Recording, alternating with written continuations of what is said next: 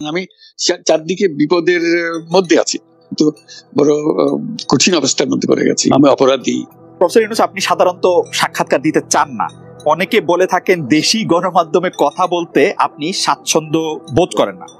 এর কারণ হিসেবে কেউ কেউ বলেন আপনি প্রশ্নের মুখোমুখি হতে হয়তো পছন্দ করেন না, আবার কেউ কেউ বলেন কিছু না বলেও আপনি যে দুর্যোগের মধ্যে আছেন, বললে না জানি কি হতো। আপনার মন্তব্য একটু শুনতে চাই।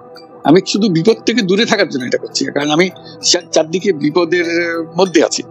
কাজে কথা না বলা এটা একটা নিজেকে রক্ষা করার একটা সুবিধা আর কি, যত কম বলা যায় ততই হয়তো ঝামেলা থেকে বাঁচব। সম্পূরক প্রশ্ন করতেই হয়, নিজেকে কতটা রক্ষা করতে পারলেন প্রফেসর ইউনূস? পারলাম না, তো খালি বাড়ছে। এখন তো বড় কঠিন অবস্থার মধ্যে পড়ে গেছি। কিছুদিন আগে হয়তো খবর পেয়েছে, এই মাসের মধ্যেই যে 12 তারিখে যে ঘটনা ঘটলো, যে আমাদের অফিসের মধ্যে ঢুকে গেল লোকজন, ঢুকে বললো যে এটা আমরা এখন দখল করলাম, এখান থেকে আমরা চালাবো, এটা কি কারবার, কি হলো এটা? ঠিক আছে, সমস্যার পরিমাণ বাড়ছে, কমছে না।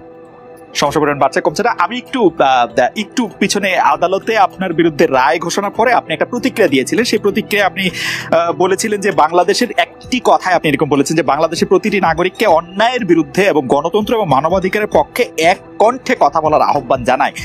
অনেকে এইটাকে দেখছেন হচ্ছে এরকম করে যে আপনি গণতন্ত্রের পক্ষে লড়াইয়ে সামিল হতে বলছেন। প্রশ্ন কেউ করছেন, প্রশ্ন উঠছে, আপনি কি এইসব মামলা মোকদ্দমা থেকে মুক্তি পেতে? খালেদ, তুমি কি গণতন্ত্রের বিরুদ্ধে নাকি? হঠাৎ এটা নিয়ে তো আমি গণতন্ত্রের কথা বললাম আমার জন্য, তুমি তো বলে তুমি বলবো যে আমিও তো আছি, কাজে আমাকে পৃথকভাবে বলতে হচ্ছে কেন? আমরা সেটাই বলতেছি, কাজে আমরা কেউ গণতন্ত্রের বিপক্ষে না, সবাইকে স্মরণ করিয়ে দেওয়া যে আমরা সবাই গণতন্ত্রের পক্ষে, মানবাধিকারের পক্ষে, আমরা ন্যায় নীতির পক্ষে, রুল অফ লর পক্ষে। এইগুলো না থাকলে জাতি হিসেবে আমরা টিকে থাকবো না। তো কাজে যখনই মনে হচ্ছে যেগুলো এখন ফরেন ওয়ার্ডস হয়ে গেছে, তাতে মনে হবে যে আমাদের সমাজ হিসেবে আমাদের দায়িত্ববোধ অনেক বেড়ে গেল, এগুলোকে প্রতিষ্ঠিত করা, সোচ্চার করা, মুখ ফুটে বলা, এটা সবাইকে বলতে হবে, মুখ ফুটে বলতে হবে। আমার বিরুদ্ধে অভিযোগগুলো আমি বলছি না বলে আপনি বলছেন না কেন? একবার বলে এখন তোমার প্রশ্নের সম্মুখীন হয়ে গেলাম। অনেকে বলছেন না, আপনি তো শতমুখে গণতন্ত্রের কথাই বলবেন, আপনাদের সবারই বলা উচিত, কিন্তু প্রশ্নটা এমন ভাবে তোলা হচ্ছে যে আপনি আসলে আপনার রায় ঘোষণার পর আপনি বলছেন গণতন্ত্রের কথা, মানবাধিকারের কথা। অনেকে বলছেন যে এই কথা কি আসলে যেহেতু ব্যাপারটা আপনার উপরে আসলো তখনই আপনি আসলে বললেন কিনা, নাকি আপনি আসলে বলতে চান না, আপনি আগে যেরকম বলছেন? হতে পারে, মুখ যখন বন্ধ থাকে কোনো কথাই বলা হয় না। এখন যখন মুখ খোলার সুযোগ হয়েছে, সামনে ক্যামেরা নিয়ে দাঁড়িয়ে আছে, মাইক্রোফোন দিয়ে দাঁড়িয়ে আছে, কথা বলছি, কাজে মনের কথাটা বললাম আর কি, যেটা মনে ছিল বলা হচ্ছিল না সেটা বললাম। এটা আমার ধারণা এটা সবারই মনের কথা, সেটাকে প্রকাশ করার তারাও চায় যে তারা বলুক, আমি বললে তাদের মনে সাহস আসে, উনি বলছেন যখন আমরা বলতে পারবো। প্রফেসর ইউনূস, আপনি যখন বলছেনই তখন আমি এই কথা থেকে একটু ইলাবোরেশন আপনার কাছ থেকে আশা করতে পারি যে আপনি যখন বলছেন যে গণতন্ত্র মানবাধিকারের পক্ষে এক কণ্ঠে কথা বলার আহ্বান আপনি জানাচ্ছেন, আপনার কাছে কি মনে হচ্ছে যে গণতন্ত্র মানবাধিকারের পক্ষে এখন বহু পক্ষ বহু কণ্ঠ, এটা আসলে এক কণ্ঠে কেউ বলতে পারছে না বা সাহস পাচ্ছে না বা বলছে না, এরকম আপনার মনে হচ্ছে কিনা?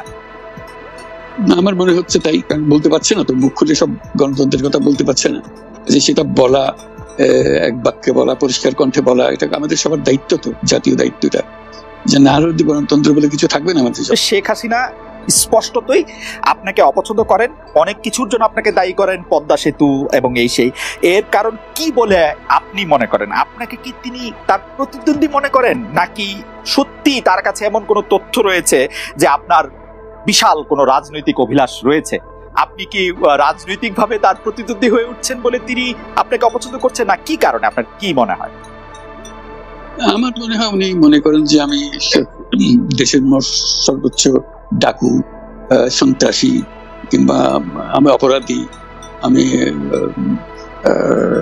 সেরা চোর, এই জাতীয় জিনিস মনে করেন। কাজে সেগুলো ব্যাখ্যা করেন উনি তার মুখে। উনি বলেন যে আমি সুদখোর, আমি ঘুষখোর, আমি সব এমন সব কিছু শব্দ ব্যবহার করেন যাতে মনে হয় যে আমার সম্বন্ধে তার ধারণা খুবই খারাপ। কিন্তু এইটা তো এরকম ছিল না। আমরা দেখেছি যে 96 থেকে 2001 সাল পর্যন্ত নানাভাবে এই সরকারি বা আওয়ামী লীগ সরকারি আপনার সাথে বা আপনি আওয়ামী লীগ সরকারের সাথে একসাথে কাজ করতে কোনো সমস্যা হয়নি। আপনি এইটার জায়গাটা কি একটু ব্যাকগ্রাউন্ডটা কি আমাদের একটু বলা যাবে যে আপনার কাছে কি মনে হয় কেন এই শত্রুতার বা কেন এই অপছন্দের বিষয়টা একটু সৃষ্টি হলো বা তৈরি হলো? যেই হোক, এটা আমার তরফ থেকে হয়নি। আমি তাকে যথাবৎ শ্রদ্ধা করে নিয়ে গেছিলাম আমাদের মাইক্রোক্রেডিট সামিটে ওয়াশিংটন ডিসিতে। আমাদের প্রধান অতিথি করে নিয়ে গেছি, সবাই সম্মান করেছে। কারণ এই মাইক্রোক্রেডিটটা তখন পৃথিবীর সামনে আসছে, বড় আকারে আসছে, এবং এটা বাংলাদেশের অবদান হিসেবে সবাই স্বীকৃতি দিচ্ছে। ওয়াশিংটনে দুনিয়ার সেরা যারা সবাই উপস্থিত ছিলেন, তার মধ্যে আমরা ওনাকে নিয়ে গেছিলাম এই জন্য যে বাংলাদেশের পক্ষ থেকে এই গৌরবটা যেন তিনি আমাদের পক্ষ হয়ে গ্রহণ করেন। উনিও রাজি হয়েছেন, উনি গেছেন, করেছেন। কাজে এটা স্বাভাবিকভাবে এই সম্পর্ক থেকে যাওয়ার কথা ছিল, কিন্তু কি কারণে এটা ঘাটতি হতে আরম্ভ করলে বুঝতে পারলাম না।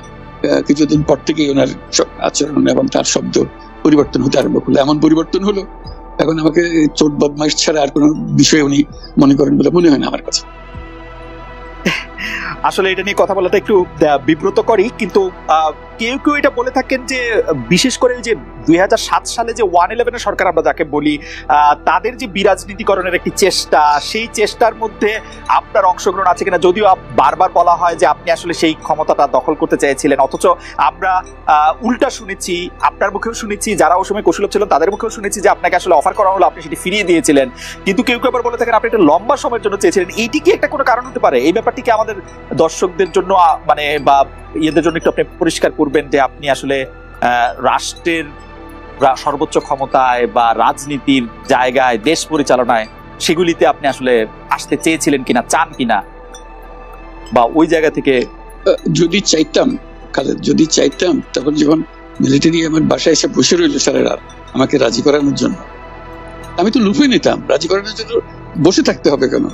আমি যদি ক্ষমতাই চাইতাম, বলে আজ চলেন চলেন, কি করতে, কি কোন জামাটা পড়তে হবে দেখিয়ে দেন, এখনই যাচ্ছি। আমি তো সেটা করিনি। তাদের সঙ্গে তর্ক করেছি, সারা রাত ধরে তর্ক করেছি যে না ভাই, আমাকে দিয়ে না, আমি এই কাজের উপযুক্ত না, আপনারা অন্য লক্ষ্য যান।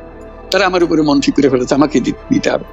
আমি বারে বারে বলতেছি তাদেরকে, তারা নিরাশ হয়ে ফিরে গেল, বললো যে সকালবেলা আবার আসবো, সকালবেলায় আসলে তখন আপনি আমাদেরকে বলেন যে রাজি আছেন। আমি বলছি না, সকালবেলা আসলে একই কথা পাবেন। কারণ আমি তো এটা এমন কিছু না যে মনের মধ্যে সন্দেহ রেখে, দ্বন্দ্ব রেখে আপনাদের কাছে, অত্যন্ত পরিষ্কার ভাবে আপনাদের কাছে বলছি। ঠিক আছে, তা না হলে তো আমি সঙ্গে সঙ্গেই রাজি হয়ে যেতাম। কে ছাড়ে যাও আপনাকে দেশের পুরো সরকারের প্রধান হবার জন্য আহ্বান জানাচ্ছে, বাংলাদেশে এরকম কয়জন মানুষ আছে বলবো যে না, আমি এই দায়িত্ব গ্রহণ করবো না। আমি তো করলাম সেটা। এখন আমার নামে বলা হচ্ছে 10 বছর ছিল। আমি বছর দিয়ে প্রশ্নই ওঠে না। প্রশ্ন হচ্ছে আগামীকাল সকালবেলা আপনি শপথ গ্রহণ করবেন, এই কথা। আমি বলছি না, করবো না। এরপরে তো কয় বছর, কয় কাণ্ড। আমি 10 বছর দিয়ে কি করবোটা কি? আমি 10 বছর দিয়ে, আমি তো বলছি আমি এই কাজের জন্য নই। দেশে আমার দেশ পরিচালনা করা আমার দায়িত্ব না, আমার কাজ না। আমি জানি না ঠিক ব্যাপারটা, আমি যেটা জানি সেটা করি।